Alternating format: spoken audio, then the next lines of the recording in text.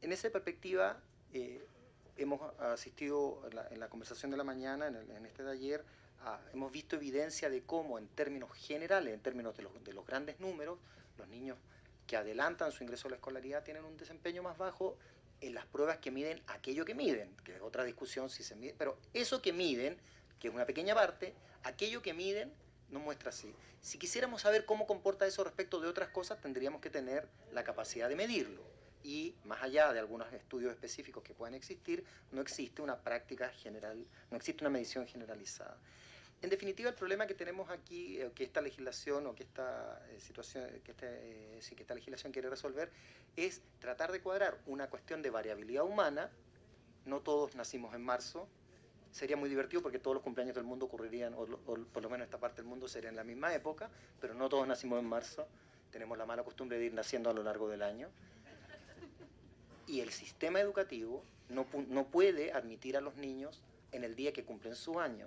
Fíjese que en el sistema de salud eso sí ocurre así, porque el CRED o cualquier instrumento que acompañe el desarrollo infantil temprano y al desarrollo y a la función pediátrica en general, al doctor no le importa en qué grado va el niño, es cuántos años tiene, su peso, talla, un par de variables que lo parametrizan y dicen, bueno, este chico está aquí y lo acompaño. Sin embargo, para vacunar no. Para vacunar usamos un criterio de edad.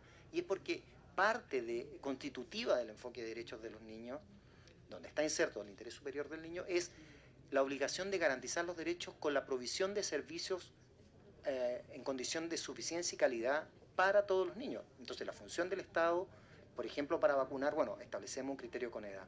Para la escolaridad establecemos un criterio con edad. En un mundo ideal uno podría tener para cada niño una oferta educativa completamente autónoma que se acoplara estrictamente a su horizonte de desarrollo, o a su nivel de desarrollo. Pero esto no es así.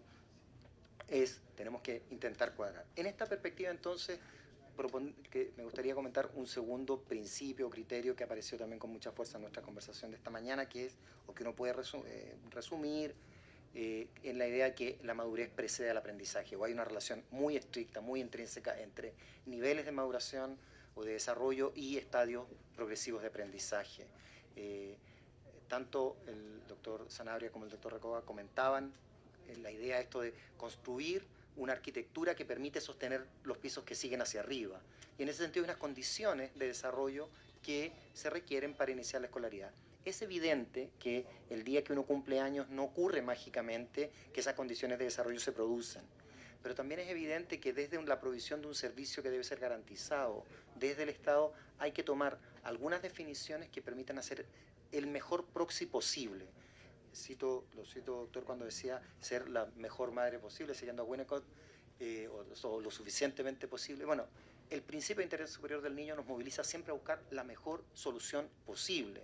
Porque la solución ideal es que para cada niño tuviéramos una oferta educativa estrictamente acoplada a su grado de desarrollo, y eso no ocurre ni en Finlandia. El sistema escolar no está estructurado así.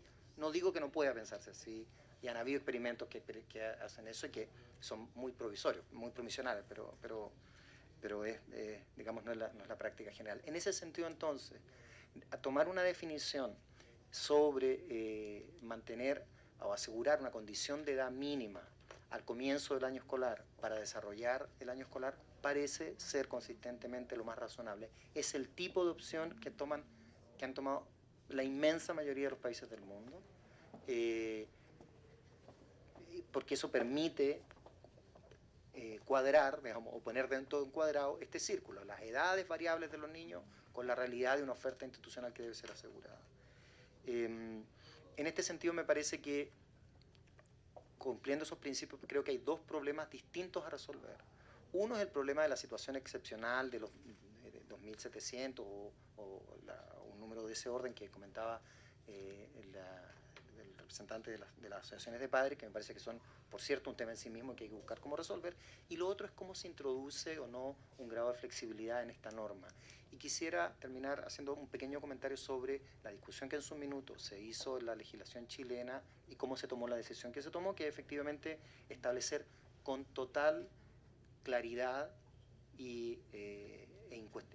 incuestionada, digamos, publicidad, una edad de ingreso que es tener los 6 años cumplidos al iniciar la primaria, al 31 de marzo del año en que del año en que ingresa a la primaria.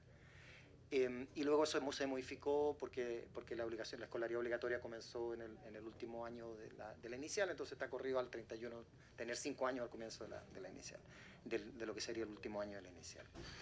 Y eso está establecido con meridiana claridad. Y fue esta misma discusión. Chile también venía de un momento en que estaba puesto anteriormente, a mitad del año, el corte. El corte anterior estaba puesto por década había estado puesto el 31 de julio. Y se introdujo efectivamente esta condición de flexibilidad en que es el director de la escuela el que puede aceptar matricular estudiantes que cumplan años un poco más adelante. Pero yo diría que hay dos cosas bien importantes que tener en cuenta. Uno, se usa muy, muy excepcionalmente. ¿Y por qué se usa muy excepcionalmente? Porque ha habido un esfuerzo muy compartido, muy fuerte, porque por la idea de no adelantar la escolaridad es un valor. Entonces, en general, los padres no adelantan la escolaridad.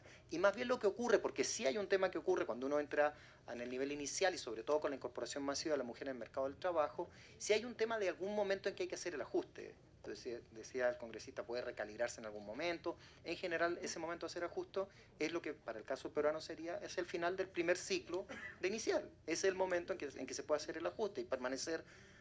Me parece que usted lo decía, doctor, no es pensable que un niño repruebe el inicial de 3, no reprueba. O sea, lo hace otra vez y eso no es que lo repruebe, no es que esté haciendo la misma experiencia. Es distinto que volver a aprender las fracciones con distinto denominador, que es hasta donde yo llego en matemáticas, más allá que eso no puedo.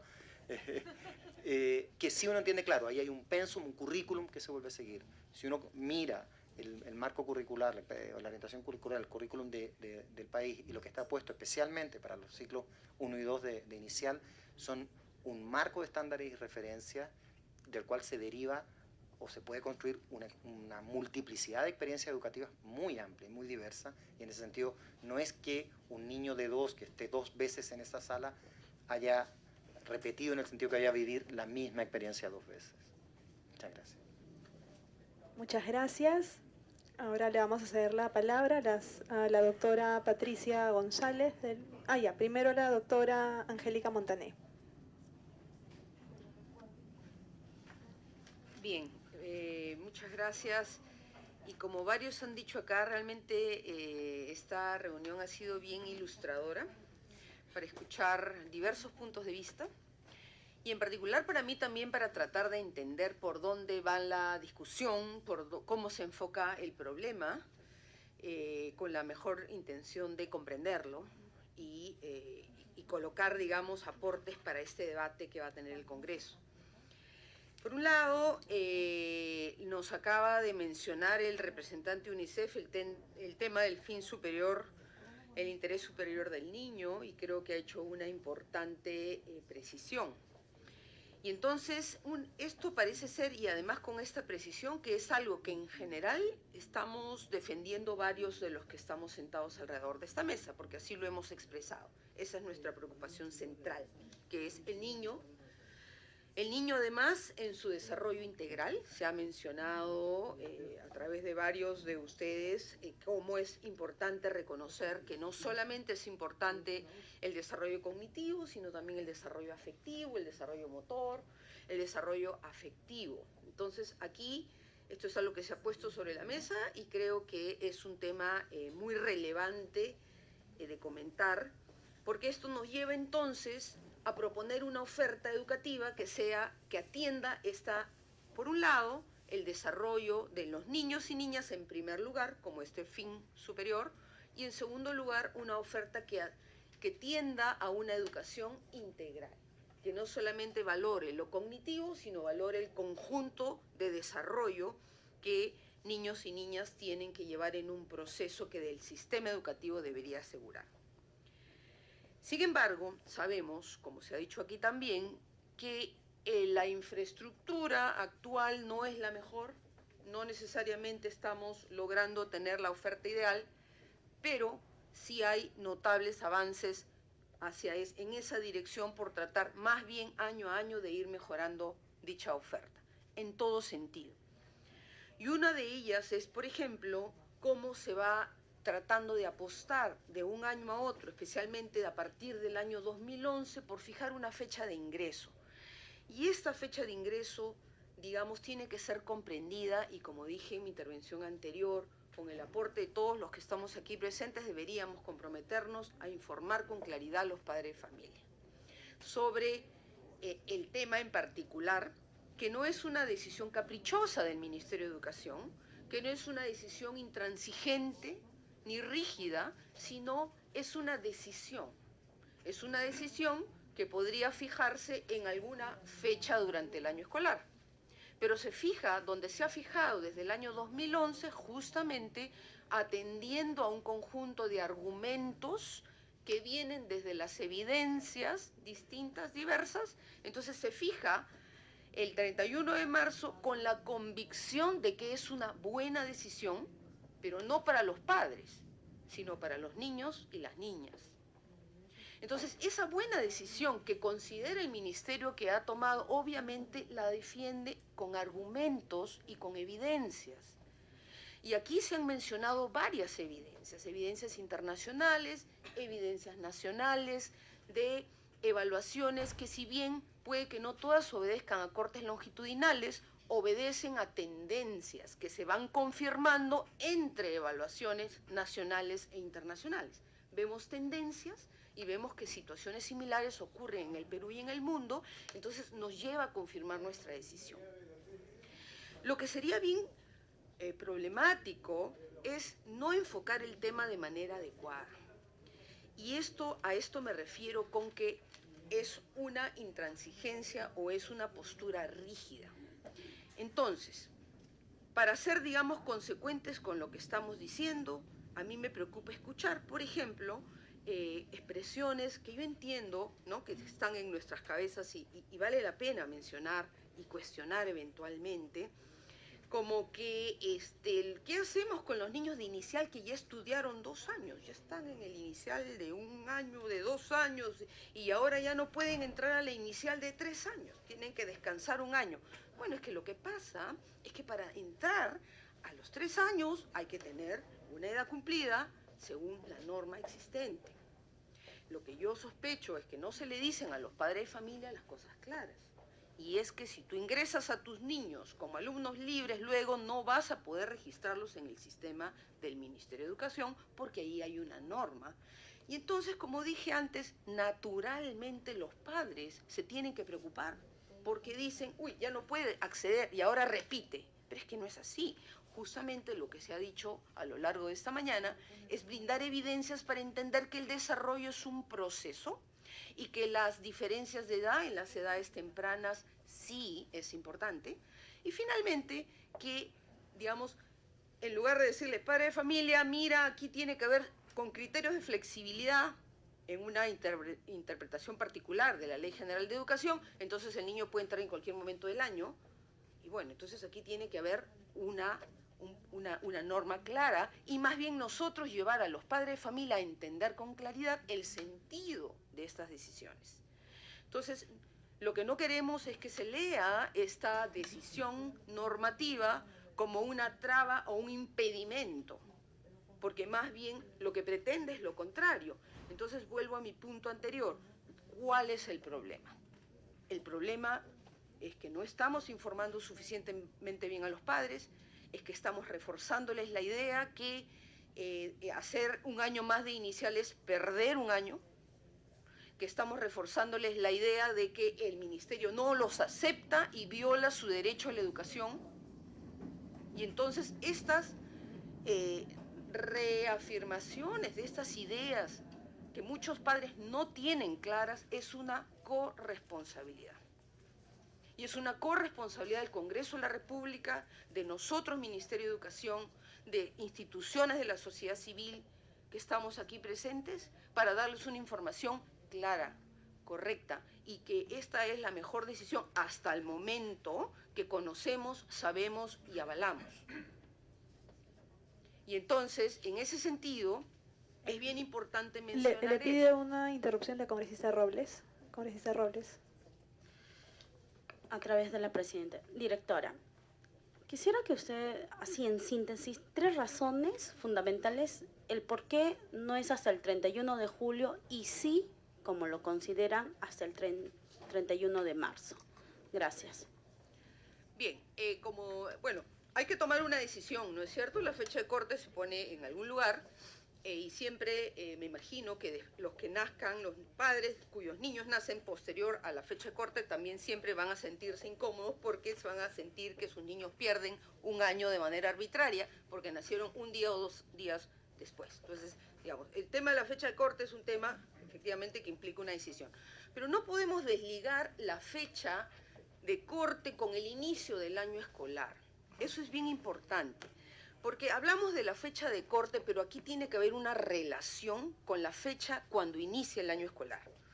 Entonces, en el Perú, el año escolar inicia el 1 de marzo, y la fecha de corte se ha puesto al 31 de marzo, justamente para que haya unos días más y no sea ese corte tan tajante, ¿no? Entonces se da unos días más. El niño que nace el 1 de abril espera el próximo año, ¿no es cierto? Y el niño que nace hasta el 31 de marzo se matricula. El que nace el 1 de abril, en el año que le toca, será el niño mayor. ¿Sí? Es que siempre va a haber uno por un día, siempre va a ocurrir eso en una norma. Y claro, siempre después de una fecha, sea una semana o un día, siempre van a haber niños que nazcan posteriormente. Entonces, lo que decía era, un niño que nace el 1 de abril se espera hasta el otro año y ese niño cuando ingrese será el niño mayor de su clase. El niño que ingresa el 31 de marzo con la edad cumplida, ingresa y ese niño será el menor de la clase. Entonces, vamos a tener niños entre mayores y menores en un rango de edad en que tenemos que proveer un servicio que contemple ya en ese grupo esa diferencia de meses. ¿De acuerdo? Entonces, sí, digamos, siempre va a ocurrir lo mismo. En donde sea la fecha de corte, siempre vamos a tener esa situación de niños unos meses mayores y unos meses menores, ¿no? Porque así es la cronología. Entonces, en ese sentido, la oferta educativa tiene que atender, ya ahí tiene un desafío y es atender a los niños que llegan en ese grupo. Entonces, si nosotros extendemos la fecha hacia julio, pero el año escolar sigue comenzando en marzo, lo que estamos haciendo es que estamos permitiendo entrar al servicio a niños cada vez menores. Porque el año comienza en marzo y yo extiendo la edad hasta julio. Entonces, estoy permitiendo que niños que cumplen hasta el 31 de julio, por ejemplo, ingresen en marzo. Entonces, esos niños ya no tienen 3 años, sino tienen 2 años, 8 meses, ¿no? Entonces, ahí estamos nosotros incrementando el rango en la edad de niños en una misma aula. Alguien decía hace algún rato, lo que queremos idealmente es que existan aulas homogéneas, pero eso es lo que quiere el Ministerio de Educación, justamente, que existan no tanta diversidad en la diferencia de edades entre los niños. Entonces, en ese sentido, es lo mismo que buscamos nosotros y que está normado de acuerdo a los ciclos de la escolaridad. Y yo me alegro mucho y felicito a todos aquellos que entraron jóvenes y terminaron jóvenes y no tuvieron problemas. Pero eso nosotros no podemos asegurar que sea el caso de la mayoría. El Ministerio de Educación norma para el país e insisto, puede haber excepciones, los superdotados, puede haber excepciones, siempre hay excepciones. Pero como nos ha dicho el amigo de UNICEF, la idea es que asumamos esto como sociedad educadora, el tema de la edad, ojalá como un valor. Y el valor reside en no darle un excesivo peso al desarrollo cognitivo, sino al desarrollo integral. Y frases como, lo que han aprendido en 2 años y ahora se pierde, o estamos encasillando a los niños, o ya estudiaron 2 años, por favor, a la inicial se va para promover el desarrollo, no para estudiar matemáticas, no para estudiar ciencias, es para favorecer el desarrollo integral y generar toda esa base sólida de madurez integral que nos ayude como país a tener una base para seguir construyendo en nuestro sistema educativo. Yo lo he dicho varias veces, lo he dicho en diferentes medios de comunicación y me he dirigido a los padres. Estamos con la mejor intención de dar la información, porque el Ministerio de Educación no tiene nada en contra de nadie. Todo lo contrario, en cumplimiento de su rol rector, tiene que velar por ese fin superior. Entonces, Antes de cederle la palabra a Patricia, que tiene algunos aspectos puntuales que comentar, quiero terminar diciendo que en esta búsqueda de desarrollo del país son los niños los que importan. Aquí se ha mencionado varias veces, ¿y qué hacemos ahora con los padres? Necesitamos tranquilizar a los padres. Pero tranquilizar a los padres es decirles, justamente, no te apresures. No se pierde a esta edad. Todo lo contrario, se gana. Entonces, yo creo que tenemos que plantear el tema enfocando bien cuál es el problema. Nosotros podemos buscar soluciones para esos niños que ya, digamos, ingresaron y con esa medida no se ha estado cambiando y se ha estado manteniendo en marzo de 2011 porque el sistema tiene que ordenarse.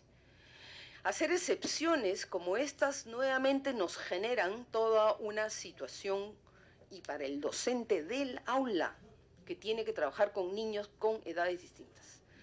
Entonces, más bien yo diría, bueno, veamos algunos de los casos, por dónde van las problemáticas, pero por favor, no traigamos al Congreso situaciones que la informalidad las ha generado, admitiendo niños fuera de la edad. Y eso nos lleva luego a pedir medidas excepcionales. Planteémonos bien el problema. Y yo con estas reflexiones quisiera aportar a las discusiones de los señores congresistas en esta comisión que usted preside, Presidenta. Muchas gracias, doctora Montané. Tiene la palabra la doctora Patricia González. Ok. Voy a darle algunos datos en función, tratando de responder a sus preguntas, ¿no? La primera pregunta era si es que teníamos capacidad de atender a los niños, y la pregunta que nos hacíamos es ¿de cuántos niños hablamos?, ¿no? Si más o menos cada año nacen 500.000 niños, ¿no? Y dividimos por cuartos, estamos hablando alrededor de 125.000 niños, podríamos decir que son los afectados, 125.000 niños que estarían en este cuarto. Sin embargo, en el dato del CIEGI 2016 nos habla de 195.000 niños, nos está hablando, que estarían justamente entre abril y julio, que tendrían que ser evaluados. Es decir, tendríamos que ampliar 6.550 aulas de niños de 3 años. Ahora, usted sabe que en el Ministerio de Educación, es más, estamos con la política de ampliación de cobertura, ¿no es cierto? La ampliación de cobertura de educación inicial, que todavía no se termina de cerrar. Hay todavía una brecha que cumplir. Entonces, a esta brecha que cumplir, ¿no? Que más o menos estamos hablando alrededor de 200.000 niños, le estamos sumando 195.000 niños más, ¿no? Entonces, con relación a su pregunta de el tema de si tenemos la capacidad, todavía tenemos que seguir ampliando. La otra pregunta es si habría la capacidad también de atender o de enfrentar todo lo que es las evaluaciones. Y una de las preguntas que nos hacíamos era, bueno, ¿y cuántos psicólogos tenemos en el sector educación, ¿no? Y en el sector educación, que atendemos a ¿cuántos? ¿A 7 millones de niños? ¿8 millones? ¿No? 8 millones.